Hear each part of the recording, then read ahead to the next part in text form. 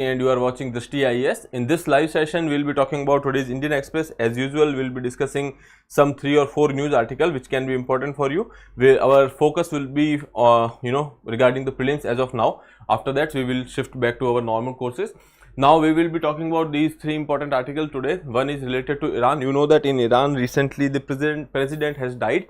Okay, and because of which there are certain you can say every country in the world is looking towards them because there is this particular, you can say, tragedy which has happened, but there is no political crisis because there are there is a supreme leader which has the opportunity now to declare the next leader over there. So we will talk about that.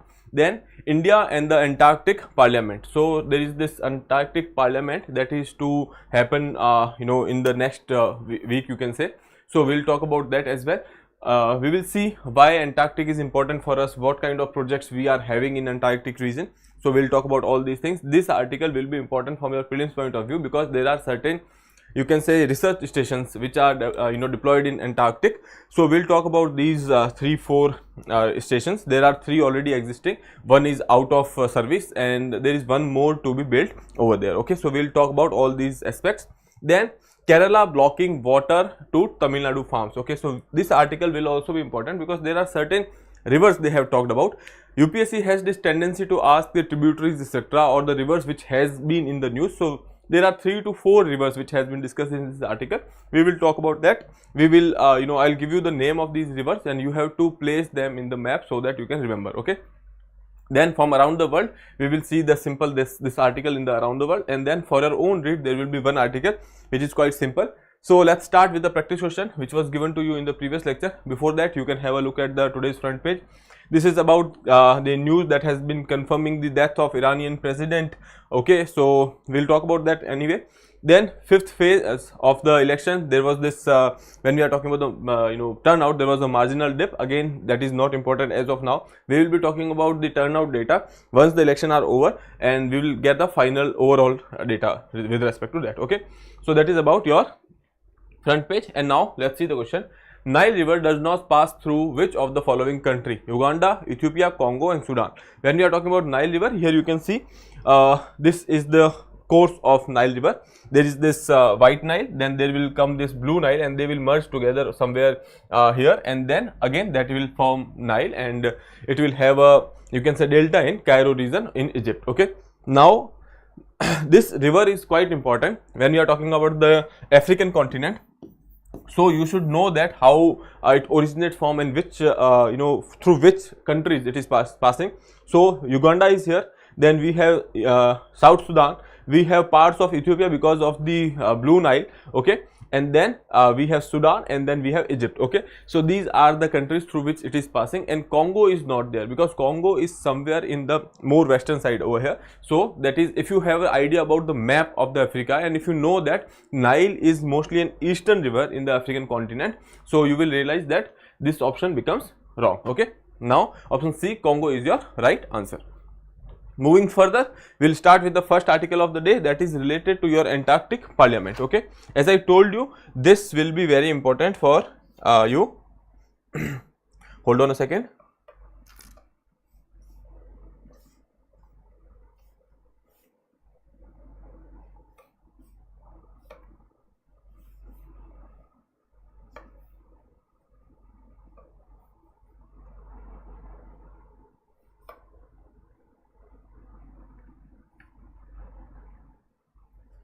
Okay, Antarctic Parliament meets in Kochi. So this time this this parliament will be here in India, you can say, in Kochi. So that is important for us. Okay, this will be the 46th such parliament or Antarctic Treaty Consultative Meeting, or it is also known as Antarctic Parliament. Okay, so here you can say 46th Antarctic Consultation Meeting, ATCM 46, has also been known as Antarctic Parliament, will held from May 20th to 30. So next whole week we will see that there will be this meeting going on, and they will discuss the agenda over here. We will talk about that as well. But first we will see what is Antarctic Treaty, under which this parliament is there, how many members are there, when India becomes a member. All these are facts which are related to prelims, and these all facts are important for you. Okay, so now here you can say India is hosting 46th Antarctic Treaty Consultative Meeting, also known as Antarctic Parliament, and from May 20th to 30 in Kochi. Okay, so please remember the name of the city as well. National Center for Polar and Ocean Research, Goa, through the Ministry of Earth Science, has organized the meeting, and which will be attended by 56 members country of the Antarctic Treaty. There are total 56 members. When we are talking about the initially this Antarctic Treaty was signed or started by 12 founding countries. We will talk about that members as well. Okay, but afterwards, with years it has been expanded to various countries, and now there are total 56 members which will be actually attending this meeting. India has last hosted Antarctic Parliament in Delhi in 2007. Okay, so in 2007 it was hosted, and now it is been hosted in Kochi. Now Antarctic Treaty, again there was this comment that we should be talking about something extra from the newspaper. See, newspaper is for your current affairs. We will not dwell into the static part because that is supposed to be done by you. Okay, second thing is, as and when it is required that something static is to be discussed, we are doing that. Okay, but when we are talking about such thing like Antarctic Treaty, this is totally a contemporary issue, totally a IR related and you can say organization related issue. Okay, so we cannot go into background of all these things. For whatever facts which are important for you, which are given over here. When we are talking about the Indian Express, is this explained section itself is quite comprehensive, and you don't have to go beyond that at that point of time. Okay, so please focus on these. Take the main aim of these analysis session is that how to extract information from your articles. Okay, how they will take statement. It has been seen that in past few years, if we see, UPSC has directly taken statements or the key terms from the newspaper itself. Okay, so our aim is to extract those things from the newspaper and not go for the static portion. Okay, so those backward linkages, whenever we talk about this particular thing, like when we have discussed ED once, and I told you that you have to go and read about ED. Okay, so that would be your homework. Okay, and it is supposedly, because if you are a serious aspirant, you will do it. Okay, now moving further, Antarctic Treaty. So as and when we are talking about the Antarctic Treaty, this particular article will suffice from that point of view. If you make note out of it, that's all. If you keep a cutting for that, that would be sufficient. Okay, now here you can see okay, so 12 countries: Argentina, Australia, Belgium, Chile, France, Japan, New Zealand, Norway, South Africa, USSR, and United Kingdom and the United States. These are the 12 countries which were the original signatories of Antarctic Treaty. Again, I will read out the names: Argentina, Australia, Belgium, Chile, France, Japan, New Zealand, Norway, South Africa, USSR, United Kingdoms, and this United States. Now, why USSR and United States are part of this treaty? Because they are not in the vicinity of this particular area. Because this treaty owes its origin to the Cold War era. At that point of time, you know that at that particular time there was these two blocks. One is led by USA, second was led by USSR. Now the thing is, it was when we are talking about the Cold War was not a direct confrontation between these two countries, but there are different arenas in the world wherein this Cold War was fought. Okay, let's say Afghanistan was one such region. You can say Vietnam was one such region. Okay, when we are talking about Korea can be one such region. So basically, people feared that, or the other countries feared that Antarctic will also be such area, because it is a resources area. Ultimately, these countries, this block will go over there and start, you can say, a competition for the taking control of those resources. Considering that, they have come up with an idea that we will go for a treaty, and we will say that we will not utilize this particular area for any kind of war activity.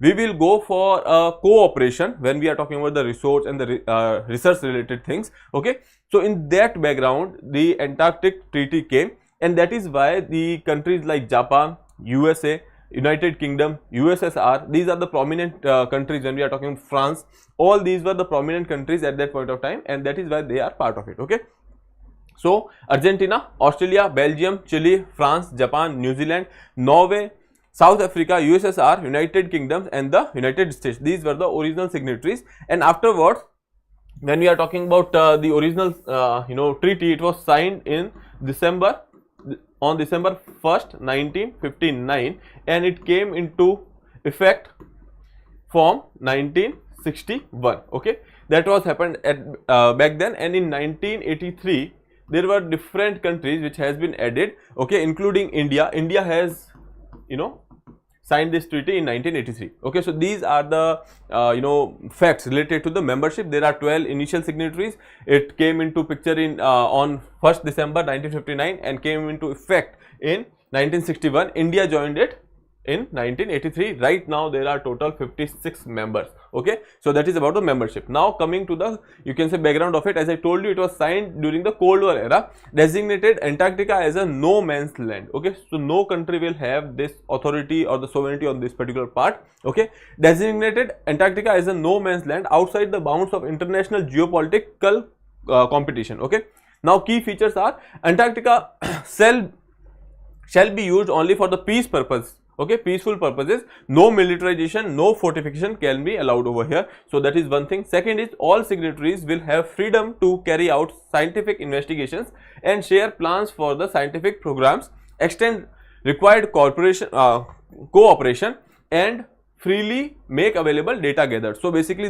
this is talking about the cooperation. They are saying that you can go for the investigation, you can go for the research. Okay, you will share the data. There will be a cooperation in such things. Okay, so that is a second thing. Third is, nuclear testing, disposal of radioactive waste material shall be prohibited anywhere in Antarctica. So these are the, you can say, basis of Antarctic Treaty. Okay, coming to next part, that is India in Antarctica. As I told you, we have signed the membership in 1983.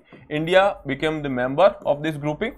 Okay, afterwards we have gone for various initiatives over there, because since every country is going for the research and we did not want to lag behind, so we went for the you can say research activities over there. So we have set up certain research centers there. Okay, so here you can see, since you must have heard about this research center, that is Dakshin Gangotri. Now this is not operational. Okay, then there is this Maitri and Bharti, which are operational right now, and we are going for Maitri 2, because now this is becoming old and this might go out of service soon, and that is why we are going for a Maitri 2. This proposal will be tabled in this particular meeting or this particular Antarctic Parliament. Okay, anyway, we will talk about this particular thing later.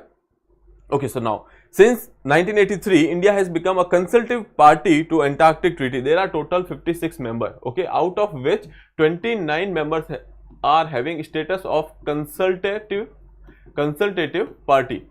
Okay, this consultative party status means that they will also have a say in the decision making. Okay, so here you can say India votes, participates in all key decision making processes regarding Antarctica. So that is what the status of consultative party means, that they will take part in the decision making processes as well. Okay, now scientific research in Antarctica since 1981, we have this focus. Okay, and then we have set up this Dakshin Gangotri in 1983. With India becoming a member, we have gone for the Dakshin Gangotri. Okay, so that was the first you can say research station which was set up in Antarctica. Okay, and it is somewhere around 2500 kilometers from the South Pole, Queen Maud Land. Okay, so now this particular fact becomes important. South Pole is located at this particular area, that is Queen Maud Land. Okay, and it was operational till 1990. After that, there was this second you can say Maitri, which started in 1989. Before it was going out of service, we have gone for the 1989 Maitri. Okay, now before Maitri goes out of service, we are going for the Maitri 2. Okay, so this is there somewhere in the Skimasar Oasis. Okay, please look into the pronunciation of this particular area. I will spell it out for you. That is Schimacher. Okay, Oasis. So this is the area where Maitri is located, and it is 3 kilometers from the wide ice free plateau over 100 freshwater lakes. Since it is an icy area, okay, so there are freshwater lakes available over here. Then it is still operational, and it is some 5 kilometers away from a Russian station. Okay, 90 kilometers from the Dakshin Gangotri. Now from Dakshin Gangotri it is 90 kilometers. All these facts are not important for us. Just know that there are 3 stations. One is Dakshin Gangotri, second is Maitri, and third is Bharti. And in 2000 2012, this is the recent one, that is Bharti, which was set up in the Antarctica. Okay, now as I told you, we will be going for the next one, that is Maitri 2. These stations, these are basically focusing on the oceanographic and the geological studies. Okay, but the thing is, ISRO utilizes these areas as the receiver, or you can say receiving Indian remote sensing satellite data. Okay, so we are also getting IRS data, Indian remote sensing satellite data, from these particular areas as well. Okay, now India plans to open a new station Maitri a few kilometers away from the existing Maitri, okay, by 2029. Okay, so that is the target. By 2029 we are supposed to open another station over here. In 2022, India enacted the Antarctic Act, affirming its commitment to the Antarctic Treaty. Now this is also important, that we are so serious about this whole situation, that we have gone for the Antarctic Act in 2022. It shows our commitment with respect to the region. Then agenda for the ATCM, when we are talking about the current Antarctic Parliament which is happening, so there is an agenda, we will talk about that. That is a global dialogue on the law, logistics, governance, science, tourism and other aspects of the southern continent. This is general, so you can say that mostly we are talking about all these things. Any forum, okay, if it is talking about, or it is focusing on particular region, they will talk about this thing, that is law, logistics, governance, science, tourism and other aspects. Okay, now India will seek to promote a idea of peaceful governance in the Antarctica, okay, and underlying that the geopolitical tension elsewhere in the world should not interfere in the protection of the continent and its resources, because as I told you, this is mostly you can say icy continent. Okay, so that is why it becomes important for us to protect this particular thing. And recently there was this incident that a country like Venezuela has lost all of their glaciers. Okay, so now this basically you can say a situation of threat to the environment, because losing glacier means that our sea level is rising, we are losing the fresh water. Okay, so considering all these things, India is saying that any kind of conflict which is going around the world, that should not impact the stability of this particular region. Okay, second thing, that India would also introduce a new working group for regulating tourism on this continent, like countries like some European countries as well as India, and they are of this opinion that the tourism in this area is affecting the ecology of the area, because we are not going for any kind of sustainable tourism over there. Okay, so that is why tourism is becoming a threat, and that is why it is important for us to regulate it. Okay, so that is why India is about to propose a working group on regulating the tourism on the continent. India has already expressed the concern regarding the tourism related activities in Antarctica since 2016. So this is you can say issue which has been raised in 2016 also. For the first time, a dedicated working group will be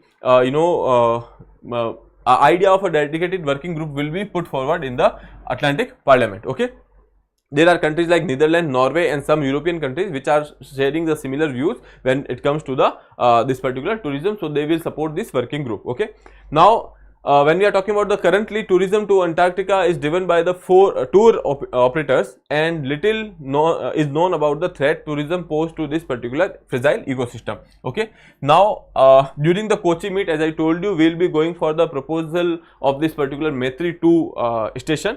So that is also important thing, because they will be talking about the Maitri 2 as well. Okay, so that is about your Antarctic Parliament, their agenda and why it is important. What are the important factors which you should remember? I will tell you. One is that we have an Antarctic Act that came in 2022. We joined the membership in 1983. We started our first center, that is Dakshin Gangotri, in 1983. Then in 1989 we have gone for Maitri.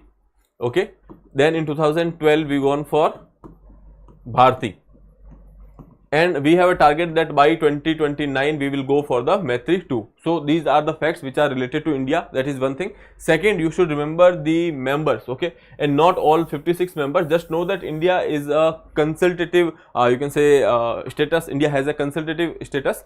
Second thing is that there are 12 countries which has started this initiative, or they are basically the original signatory to the Atlantic Treaty. Now the official name of this Atlantic Parliament is Antarctic Treaty Consultative meeting. Okay, so I hope this is clear. Now we can move further. So there is this article, how Venezuela lost its last glacier and why this matters. Okay, so we have covered it in depth, but since it was in the newspaper today, so I thought I will take it up. Okay, so Venezuela has likely become the first country in the modern history to lose all its glaciers, and the last one was Humboldt. Okay, Humboldt glacier. This was the last one. We were expecting that it will actually exist for at least 2 decades, but again the pace of global warming is such that it has also lost its ice. Okay, so right now Venezuela is the country which is ice free, or you can say glacier free. Okay, so here Venezuela has likely become the first country in the modern history to lose all its glaciers. Humboldt glacier, the country's last remaining glacier, is basically an ice field which has been removed from here. Okay, now Venezuela used to be home to 6 glaciers. There were earlier 6 glaciers, and by 2011 they have lost almost 5 of them, and this was the last one, and they have lost it too. Okay, so they were expecting that Humboldt to last another decade, but it shrunk to an area of less than 2 hectares, leading to its downgrade to an ice field. Okay, now coming to the next part here, other glaciers around the world are shrinking and disappearing faster than the research thought. So here you can say two-third of the glaciers will be melt by 2100. Okay, so the current pace at which the climate change is happening, we are saying that two-third of the world's glacier will go away, or you can say will be will not exist by 2021. Okay, so that is a cause of concern. Now this particular fact becomes important for you. Okay, now creeping rivers of the ice. So basically when we are talking about the glaciers are also basically entity which is moving because of their own weight, because of their own there is gravity, weight, etc., because of which they will move. But the thing is that movement is at a very slow pace. Okay, first we will see what is glacier. Glaciers are essentially a large and the thick mass of ice that are formed on the land due to the accumulation of the snow over centuries. So what is happening over here is that these are continents, or you can say mass of land on which this ice is being accumulating, because you know that in the winters in this particular area, if there is a winter precipitation, in the winter there is precipitation and which converts into ice over here. Okay, and throughout the you can say year, the temperature is not such that they will lose the whole ice, and ultimately there will be some remnant, and then again in the winters there will be another precipitation, and ultimately you will see that this ice will get accumulated over here and they will form a glacier. Okay, that is how these glaciers were formed. But now we see that the temperature rise, or you can say global warming, is to such extent now they are actually going for the melting. Okay, so here you can say where the mean annual temperature reached near the freezing point, these are the area we are talking about.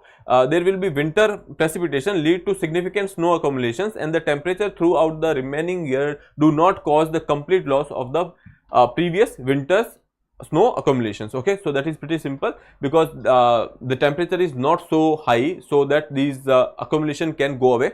Okay, due to their mass and the gravity, glaciers tend to flow like a very slow rivers, and no consensus on how large a glacier should be to, we can say, to call it as a glacier, how large this accumulation of ice should be to call it as a glacier. Okay, there is no consensus on that. Now disappearing glaciers.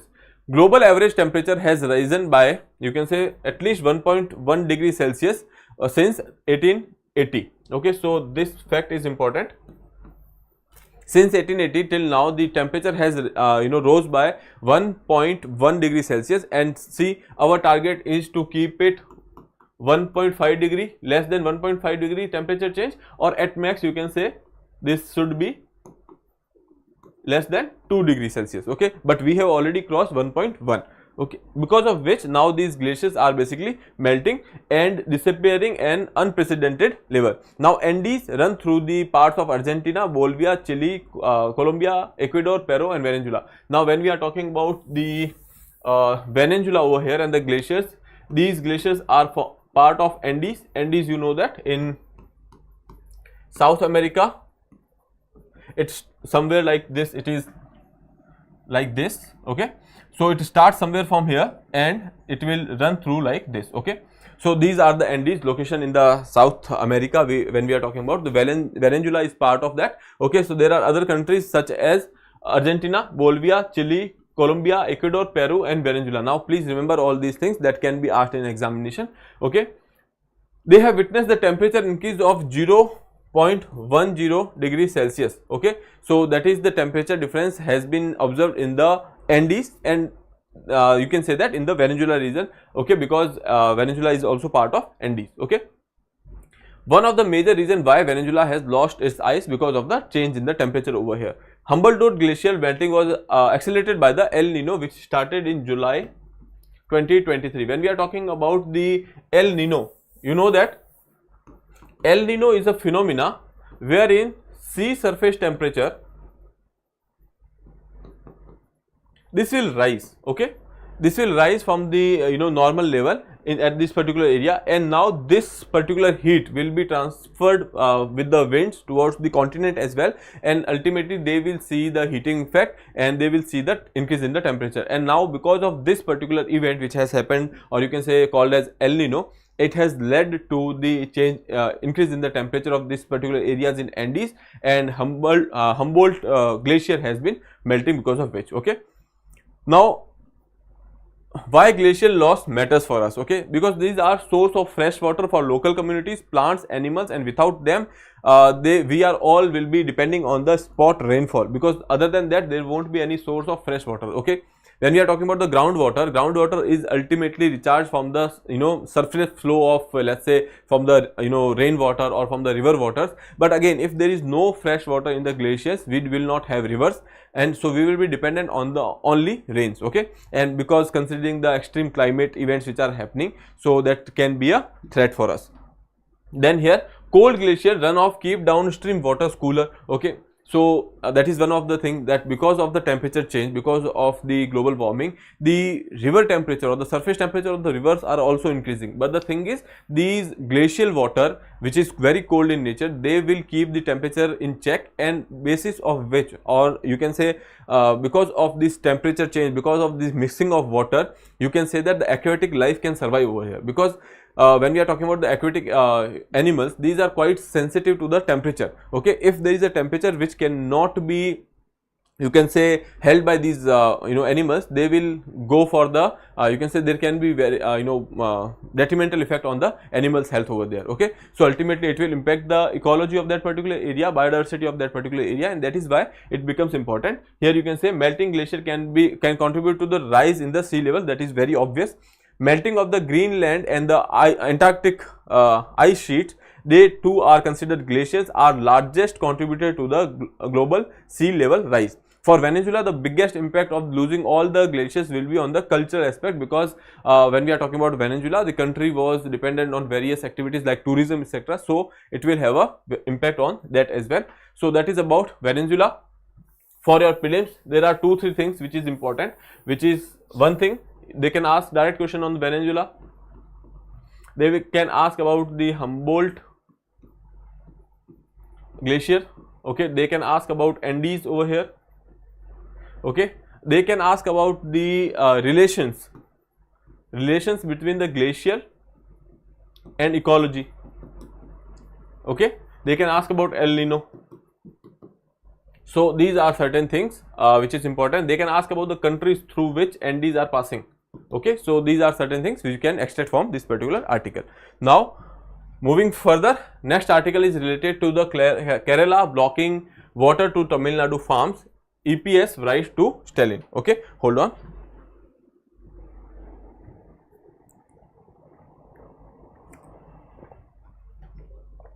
Okay. The construction of the new check dam is in Vattavada in Kerala's Munnar town has triggered fears that it could lead to the water shortage for the Tamil Nadu farmers. Okay, Kerala is going for building a check dam.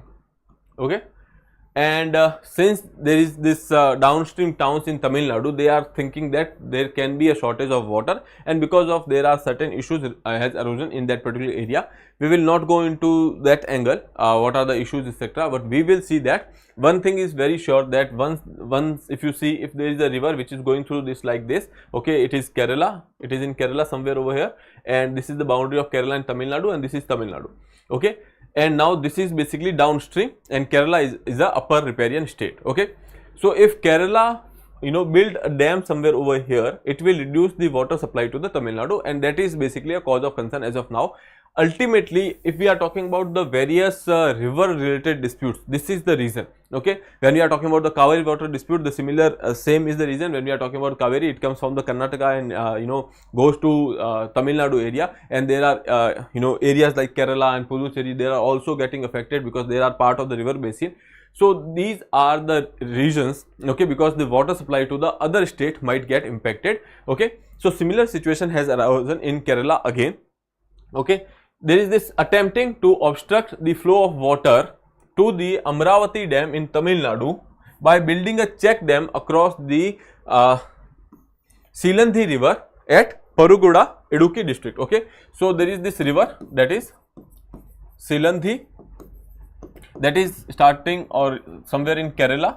There is this dam in Tamil Nadu, that is Amravati dam. It is in Tamil Nadu. Now these are two facts which can be important for your prelims, okay. So what is happening is that there is a dam in Tamil Nadu area, and there is a river in, you can say, Kerala, and now the water of this river is going to this particular dam, and they are putting a check dam on this Silandhi river, and because of which there are concerns related to the water availability to the this Amravati dam, okay. So that is two things which you have to remember.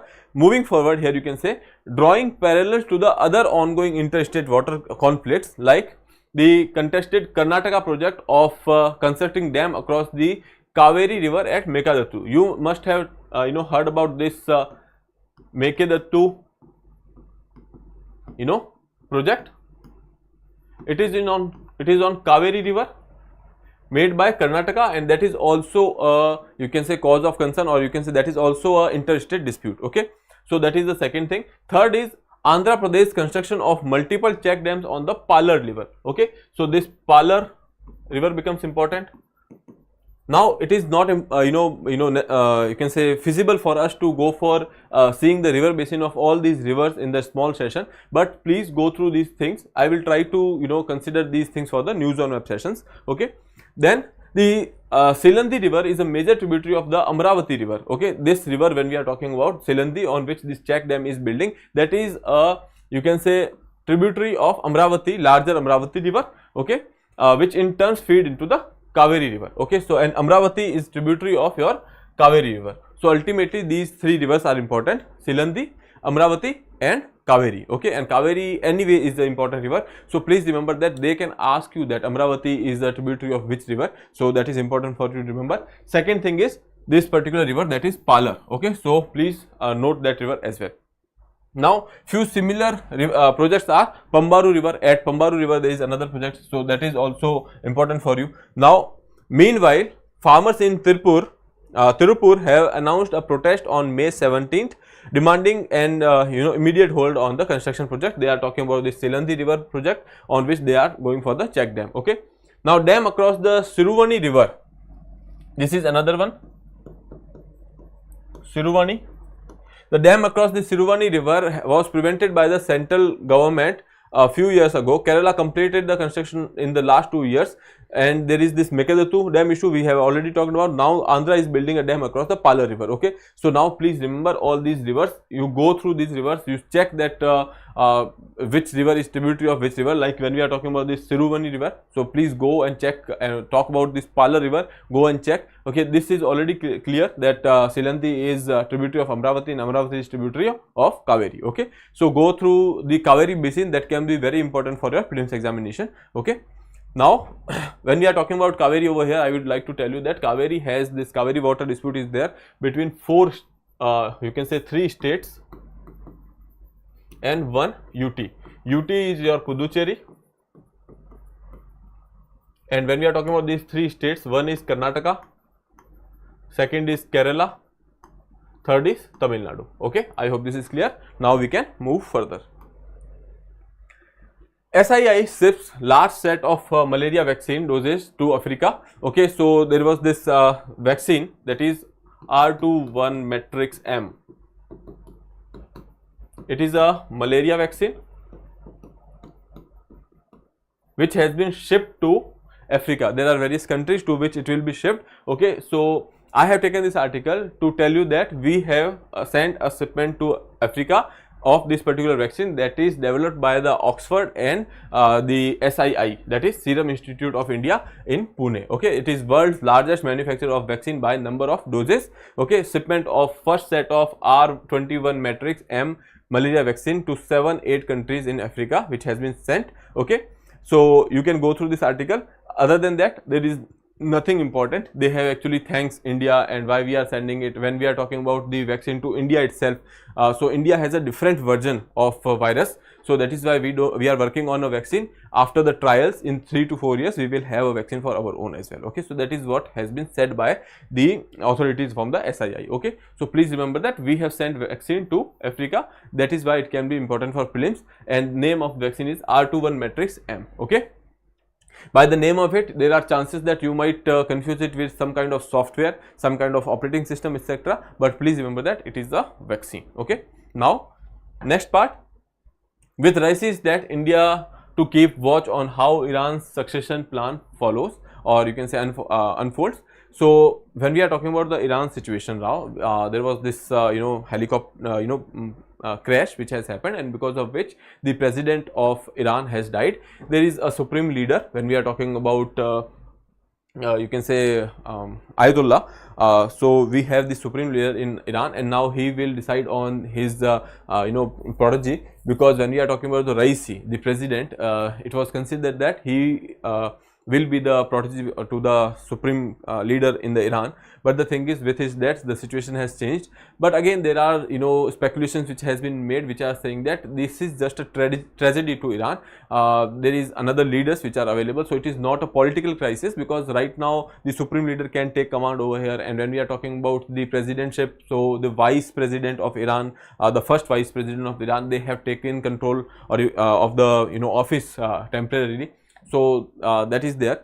When we are talking about Iran, Iran has been very significant in the recent time because of the Israel-Hamas issue, and then Israel has attacked in Syria, and Iran has taken Iran has retaliated with Israel, and Israel has again retaliated. All these things has happened in that particular area, and now at time when this area is going through so much of chaos, so the world is looking at Iran, that what kind of instance they will take with respect to the leadership in the country. Okay, so we will see what is happening. We will see what has been done by why this particular person, that is Ibrahim Raisi, was quite important for Iran. Okay, so yesterday we have discussed all these things, but again we will revise it over here.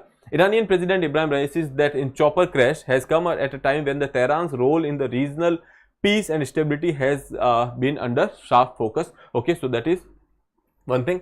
Consider Iran to be part of an extended neighborhood. When we are talking about India, India consider Iran to be part of an extended neighborhood, and we have an important you can say project which was recently you can say signed by India for the 10 years, that is Chabahar. Okay, so Chabahar is important for us. Now coming to the next part here, Supreme Leader Ali Khamenei has actually stepped in to fill the vacuum created by the Raisi's sudden death. Raisi was 63 and who was the president since August 2021, and has been the one of staunch hardliners. Okay, so kind of his image was that he is a hardliner, you can say leader, widely perceived to be the successor of, to the supreme leader, that is Khamenei. Okay, now when we are talking about what has been done, okay, again about the next leader, who should be the next leader. So Mr. You can say Khamenei has a son, so there are chances that he might go for it. Okay, but he is not very experienced when it comes to the administration. But again, since October 7, when the Hamas brutally attacked the Israel on their soil, the situation has been different, because Iran has also involved them in that particular situation. Okay, and the role of Raisi in 1988 Iranian mass execution of the political prisoner which has happened in 1998. For that he was criticized, and then there was this US economic sanctions which has been put on you can say Iran at that point of time. Other than that, there are certain things when we are talking about this particular leader Raisi. He has gone for the enrichment of the, you can say, uranium to the nuclear grade. They have said that if there is a threat, we can go for the nuclear weapon. Okay, because of this speculation at that point of time back in 2016, there was this deal P5+1. Okay, P5, these the permanent 5 members plus Iran. They actually has gone for this particular deal that Iran will not go for, you can say, enrichment of the uranium, okay, to the military or the weapon grade. Okay, and for that there was this international energy agency was there, atomic energy agency was there, which was to scrutinize all these processes. Okay, but recently they have not given the, you can say, permissions to these particular scrutinize or the investigation by the authorities. Okay. And after February 2022 in the Russian war, so after Russian war, they have gone for the support of the you can say Russians in that particular case. Okay, then when comes to the second half, when we are talking about the 2022, there was this another protest which were going on there in Iran related to the wearing of hijab. Okay, so that particular protest was also suppressed by this particular same you can say leader over there. Okay, and then we can say that there was this challenges to human rights when we are talking about the freedom of choice to wear hijab or not. So all these things has happened in his regime, and recently we know that this Israel and you can say Iran issue, which we have already discussed again and again. Okay, so all these things were there. Other than that, there are 3H. When we are talking about, there are various proxy groups which are present in that particular area. One is your Hamas. The Hamas are also supported by Iran somewhere. Then you have Houthis. Houthis are based in Yemen, and they are also supported by Iran. And then there is this Hezbollah. Hezbollah is basically from Lebanon, and they are also supported by, you can say, Iranians. Okay, so this is about the situations, and now we are saying that there is this another situation, that is Saudi and Iran. Iran is you can say trying to be a leader in the Islamic world. Okay, Saudi Arabia is trying to be a leader in Islamic world. So there is this you can say unsaid confrontation which is happening between these two. But recently China has brokered a deal, and they have gone for the you can say some kind of reconciliation, or the the approach they wanted to change. But again, that was not a great success. Okay, and then this issue has started of Israel Hamas, and then that went to Vance. And now when we are talking about India, India is considering Iran as a extended neighbor, and we are having this project over there, that is Chahbar. Recently it was signed. So we are looking at Iran, that how they will, you can say, fill this political vacuum which has been created by the death of Ibrahim Raisi. Okay, so I hope this is clear. Now for your prelims, it becomes important that you know the boundaries of Iran, you know the water bodies which are, you can say, in the vicinity. So Caspian Sea is having a direct you can say boundary with Iran. Persian Gulf is having a direct boundary with Iran. There is somewhere we have Chahbar port. Okay, then Pakistan has a boundary, Afghanistan, Turkmenistan, Azerbaijan, Armenia. Then we have these countries like you can say this Syria. Then we have Iraq. Okay, so these are the countries which are having a direct boundary. Here you can say Kuwait does not have a direct land boundary with Iran. Okay, so that is about the boundary. Please go ahead and check all these things. Now moving ahead, for your own read, there is this article, Supreme Court to revisit 1995 order showing doctors in the consumer court. Okay, here is why. So go through this article. This article is basically talking about an order which was passed by Supreme Court by a 3-judge bench at that point of time. The order was that you cannot go and put a case on a doctor under your consumer protection laws. Okay, because what doctor is doing in the service, that cannot be challenged under the consumer protection. Okay, for any kind of fault which has been done by doctor during the course of not fault, basically if whatever accidents are happening. Okay, but again, if there is something which has been done on the negligence part. Okay, so there are other laws, there are laws of torts on which negligence can be, you can say, sued in the court. But the thing is, so when we are talking about a service which has been provided by doctor, let's say some kind of medical service has been provided by the doctor, despite that service, some person dies genuinely or the natural death, then doctor cannot be held responsible. That was the judgment which has been given by at that point of time. Okay, so here you can say the 3-decade-old judgment of the top court allowed doctors to be sued in the consumer court for faulty service to be reconsidered. So at that point of time, this judgment was given that doctors can be sued. Okay, they should not be sued, but the thing is they can be sued as per this particular judgment, and right now the Supreme Court has said that there is this time to reconsider that particular judgment. That judgment was given in the Indian Medical Association versus VP Santha case. Okay, in that case it was said that doctor will be sued for faulty service which has been provided. Okay, but recently there was this bench which has said that Supreme Court should consider it. Right now there is no you can say order with respect to that, so that is why this is not as much important for you. Okay, just know that as of now what is the position, that you can sue a doctor under the Consumer Protection Act as well. Okay, so that is about it. You can go and read this article. Last part for us is today, that is practice question. Humboldt Glacier is located in Asia, Antarctic, South America and Africa. Okay, so you have to attempt this question and answer in the comment box. With that, I would like to take your leave, and if you have not subscribed to the channel, please subscribe to the channel. Thank you.